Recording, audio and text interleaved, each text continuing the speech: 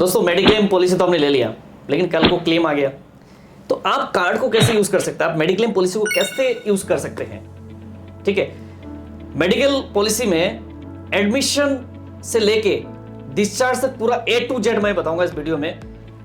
पूरा का पूरा जानकारी इस वीडियो में आपको मिल जाएगा। मेरा नाम गोविंदा राव, मैं इसी इंश्योरेंस इंडस्ट्री से लास्ट 70 ईयर से जुड़ा हूं एंड काफ़ी लोगों का हमने क्लेम सेटलमेंट किया है। तो मेरा जो प्रैक्टिकल एक्सपीरियंस है आप लोगों को सामने मैं शेयर करूंगा।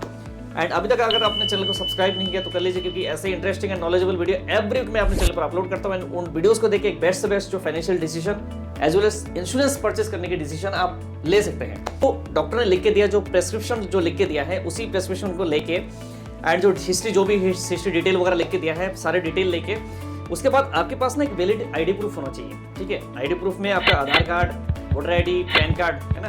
तो ये आईडी लेके प्लस जो है एक आपका फोटो होना चाहिए, पासपोर्ट फोटो। ठीक है, तो ये सारे डिटेल ले जाके आपको क्या देना है आपका टीपी डेस्क पे लेके जाना है। टीपी डेस्क के पास जो कोई भी हॉस्पिटल है तो वहाँ पे टीपी डेस्क होते हैं, बैठे रहते हैं लोग। ये काफी मतलब बिजी रहते हैं, बहुत ही ज्यादा बिजी रहते हैं। तो वहाँ पे जाके आपको ज्यादा से ज्यादा फॉलोअप करना होता है। आप जाके तुरंत बोलिए कि भैया ऐसे ऐसे है, हमें एडमिशन लेना है और इस कंपनी से, फलाना कंपनी से है। ठीक है, तो आपको उसी कंपनी का जो फॉर्म वो दे देंगे। फॉर्म जो है आपको वो करना है, आपको फॉर्म पे साइन करना है और सारे डिटेल वगैरह आपको भरना है और पॉलिसी की जो भी डिटेल वगैरह आपको फिल करना है। प्लस जो आपका कैशलेस कार्ड है, ये तो कार्ड आप अटैच कर दीजिए, तो पॉलिसी आप अटैच कर दीजिए। अगर आपके पास पॉलिसी नहीं है तो आप पॉलिसी नंबर उसमें मेंशन कर सकते हैं। ठीक है, मेंशन करने के बाद सारे डिटेल हिस्ट्री वगैरह आपने दे दिया। फिर वो क्या करेंगे, डॉक्टर से भी वो जो है जो भी साइन वो करवा लेंगे, क्लेम फॉर्म में साइन करवा के वो प्रोसीजर अपने आप वो भेजेंगे। उसके बाद फिर एडमिशन डेस्क में जाने के बाद आपको जो पैसा आपको डिपॉजिट करना है, तो नॉर्मली अगर क्या है कि अगर आप किसी भी चीज में अगर एडमिशन लेते हैं, किसी भी बीमारी के लिए एडमिशन लेते हैं, तो आपको जो चार्ज करते जो हॉस्पिटल चार्ज करते दैट इज 10,000 या तो 20,000 चार्ज करते हैं। लेकिन क्या है कि आप बिना अगर कार्ड से जाते हैं, पैनल से जाते हैं, तो आपका वो 3-4 गुना आपको ज्यादा पैसा जो एडवांस में देना पड़ता है। ठीक है, तो एडवांस में जो पैसा, ये आप सोचना कि आपका पैसा जो है ले लिया जाएगा, तो 10-20 हजार रुपए जो भी आपसे पैसा एडवांस में लेंगे वो बाद में रिफंडेबल है, जो है ना, जब आप डिस्चार्ज होंगे। ठीक है, तो आप तो एडमिशन आपने ले लिया, उसके बाद आपको क्या है कि ट्रीटमेंट, पूरा का पूरा ट्रीटमेंट होगा। उसके बाद क्या कि आपका इनिशियल अप्रूवल आएगा कंपनी से। ठीक है, तो वहां से जो टीपी डेस्क के आपको जाके फॉलो करना है। ये तो बहुत बिजी होते हैं, ये भेजते नहीं है। ठीक है, वो टाइम लगाते भेजने में।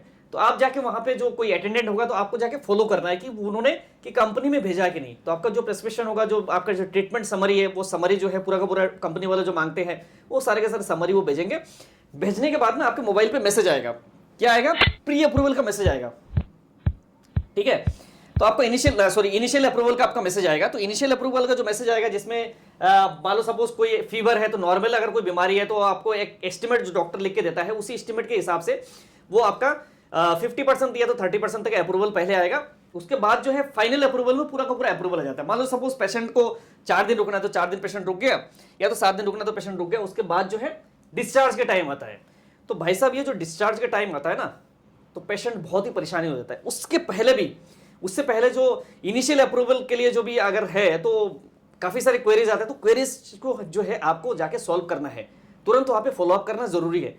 फॉलोअप नहीं करेंगे तो आपको इनिशियल अप्रूवल भी वहां पर नहीं आएगा, आपके पास नहीं आएगा। ठीक है, उसके बाद जो डिस्चार्ज के बारी आ जाता है, तो डिस्चार्ज के टाइम में भी क्या करना है कि आपको जाके फॉलो करना है। ठीक है, डॉक्टर से सबसे पहले कि मॉर्निंग के टाइम में, राइट, मॉर्निंग में जैसे ही डॉक्टर आते हैं, डॉक्टर से आप लिखवा लेना है कि जो आपके डिस्चार्ज के लिए आपको डॉक्टर से लिखवा लेना है। उसके बाद जो हिस्ट्री वगैरह जो वहाँ पे बिलिंग सेक्शन में जहाँ पे जाके वहाँ पे जाके सारे के सारे ओके करके टीपी डेस्क में जाना है, जाके बोलना है भैया ये तुरंत आप भेजो कंपनी में। ठीक है, तो कंपनी में वहाँ पे वो चीज़, वो सारे डिटेल वो भेज देंगे। भेजने के बाद जो है वहाँ से फाइनल अप्रूवल का मैसेज आएगा आपके पास। तो फाइनल अप्रूवल, कभी कभार फाइनल अप्रूवल आने में टाइम लगता है। उसमें क्या होता है कि कुछ और रिक्वायरमेंट होता है, तो कंपनी वहाँ से ना रिक्वायरमेंट जो हॉस्पिटल वालों को भेजते हैं। लेकिन वहाँ पे जो बंदे इतना बिजी होते हैं कि रिक्वायरमेंट आपका जो है वो भेजते हैं, एडिशनल जो इन्फॉर्मेशन है, जो आपकी और डिटेल्स है, वो भेजते नहीं है। तो आप जाके तुरंत आपको वहाँ पे जाके फॉलो करना है, उनसे फॉलो करने, भैया आपने वो चीज़ भेजा नहीं भेजा। तो जैसे ही वो लोग भेजेंगे तो आपके पास फाइनल अप्रूवल आ जाता है। लेकिन वहाँ पे जो टाइमिंग होता है, बेसिकली कोई कंपनी 1 घंटे के अंदर भेज देती है, कोई जो है 2 घंटा टाइम लगाती है। ठीक है, तो जैसे ही वहां पे आपका फाइनल अप्रूवल आ जाता है, उसके बाद तुरंत आप डिस्चार्ज ले सकते हैं। लेकिन ये जो डिस्चार्ज, जो फाइनल अप्रूवल है ना, बहुत ही कष्टदायक होता है। पेशेंट जो है बहुत परेशान हो जाता है। पेशेंट तो देखो, जो पेशेंट जाता है हॉस्पिटल में ना, ठीक होने के लिए जाता है, जैसे ठीक हो जाता है उसके बाद जो है पेशेंट जो है काफी परेशान होते हैं भाई कब घर जाना, ठीक है, हर कोई घर जाना चाहता है। तो इसीलिए जो है आपको जाके टीपीए डेस्क में जाके फॉलो करना है। जैसे ही फॉलो अप हो जाएगा, आपका क्लेम सेटलमेंट हो गया, उसके बाद जो है, हाँ एक चीज और है, तो वहां पे क्या है ना कि जैसे आपका फाइनल अप्रूवल तो आ जाता है ना, आने के बाद होता है क्या, उसमें कुछ डिडक्शंस होते हैं, ठीक है, काफी झमेला होता है, कुछ डिडक्शन, जैसे आप नॉन मेडिकल एक्सपेंसेस आपने पॉलिसी में कवर नहीं है, तो हॉस्पिटल जैसे मान लो 1.5 लाख रुपए बिल आया, उसमें आपको 20,000 रुपए हॉस्पिटल वाले चार्ज करेंगे भैया, है ना, तो आपको तो नॉन मेडिकल एक्सपेंसेस कंपनी ने कवर करा नहीं, तो वो चीज पे आपको देखना है, ठीक है।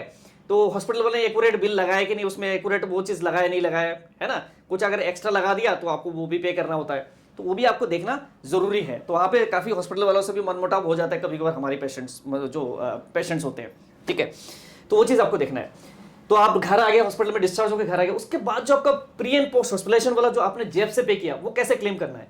कुछ कंपनियां हैं जो आपको ऑनलाइन वो सुविधा देती है, जैसे आपको एप्लीकेशन में जाके वो आपके जो भी पुराने बिल वगैरह, ओरिजिनल बिल लेके रखना, आपको ओरिजिनल बिल आपको रखना है, ओरिजिनल बिल आपको जो है वो सबमिट करना, उसके बाद जो है वो भी पैसे आ जाता है, 1 से 2 महीने का टाइम लगता है, वो भी पैसा आपके पास पहुंच जाता है। बट कभी ऐसे केसेस हुआ है कि आपका प्री जो इनिशियल अप्रूवल आ गया, लेकिन उसके बाद जो फाइनल अप्रूवल में डिनाई हो गया, वो डिनाई नहीं होता बेसिकली, क्लेम रिजेक्ट नहीं होता बेसिकली, वो क्या होता है, आपका कैशलेस डिनाई होता है, ठीक है। जो कैशलेस डिनाई होता है तो क्या हो सकता है, आपको क्या करना है, रिम्बर्समेंट के लिए भेजना है। तो रिम्बर्समेंट के लिए भेजने के लिए आपको क्या करना है, रिम्बर्समेंट फॉर्म जो है कंपनी का जो भी फॉर्म होगा उसमें साइन करवाना, हॉस्पिटल वाला से स्टैंप लगवा के, डॉक्टर से साइन करवा के, सारे के सारे जो ओरिजिनल बिल आपको भेजना है। लेकिन भेजने के लिए आपको क्या करना है, सबसे पहले उनको फोटोकॉपी कराना है, फोटोकॉपी करवा के अपने पास रखना है। कल को अगर वो डिनाई करेंगे तो आपको दोबारा उनको स्टैंप लगा के आपको भेजना है, ठीक है। तो इस तरीके से जो है आप रिम्बर्समेंट क्लेम के लिए अप्लाई कर सकते हैं। रिम्बर्समेंट क्लेम में अगर डिनाई होता है तो आपको जा सकते हैं ओम्बड्समैन में, जा सकते हैं ओम्बड्समैन में कंपनी को फिर आप पूछ सकते हैं भाई किस लिए आपने वो रिजेक्ट किया, तो कंपनी आपको रीजन भेजेगी, उसके बाद फिर ओम्बड्समैन, फिर IRDA, उसके बाद आप कंज्यूमर कोर्ट, तो बहुत सारे ऑप्शन अवेलेबल है, ठीक है। तो ये था एक क्लेम लेने की जो आपका प्रोसीजर मैंने आपने बताया। बाकी कोई क्लेम आपका रुका है तो आप हमें संपर्क कर सकते हैं, हम पूरा का पूरा आपको गाइडेंस दे सकते हैं क्लेम कैसे जो है आप फिर आप क्लेम वो कर सकते हैं, कंपनी को आप अप्रोच कर सकते हैं किस तरीके से, तो हमारी टीम की तरफ से आपको पूरा पूरा मदद मिलेगा, राइट। तो आई होप दोस्तों, आशा करता हूँ वीडियो आप लोगों को अच्छा लगा होगा। अच्छा लगे तो वीडियो को लाइक करिए, मैक्सिमम अपने दोस्तों नियर बाय सबको शेयर करिए, ताकि उनको परेशानी ना हो at the time of claim. Channel को अभी तक आप लोगों ने सब्सक्राइब नहीं किया तो कर लीजिए, क्योंकि ऐसे ही वैल्यूएबल इन्फॉर्मेशन मेरे चैनल पर एवरी वीक में वीडियोस डालता रहता हूं, एंड वीडियोस को देख के एक बेस्ट से बेस्ट आप डिसीजन ले सकते हैं। दोस्तों अगर आप एक हेल्थ इंश्योरेंस, बढ़िया सा हेल्थ इंश्योरेंस परचेस करना चाहते हैं, या तो आपका एग्जिस्टिंग पॉलिसी आप सेटिस्फाइड नहीं उसमें पोर्ट करना चाहते हैं, तो हमारी तरफ से आप पॉलिसी परचेज भी कर सकते हैं। हमारी टीम की तरफ से आपको बेस्ट से बेस्ट सर्विसेज मिलेंगे, राइट। सो परचेस करना हो या तो पोर्ट करना है तो आप हमें व्हाट्सएप के जरिए संपर्क कर सकते हैं, स्क्रीन में नंबर है, आप कॉल कर सकते हैं या तो मैसेज कर सकते हैं।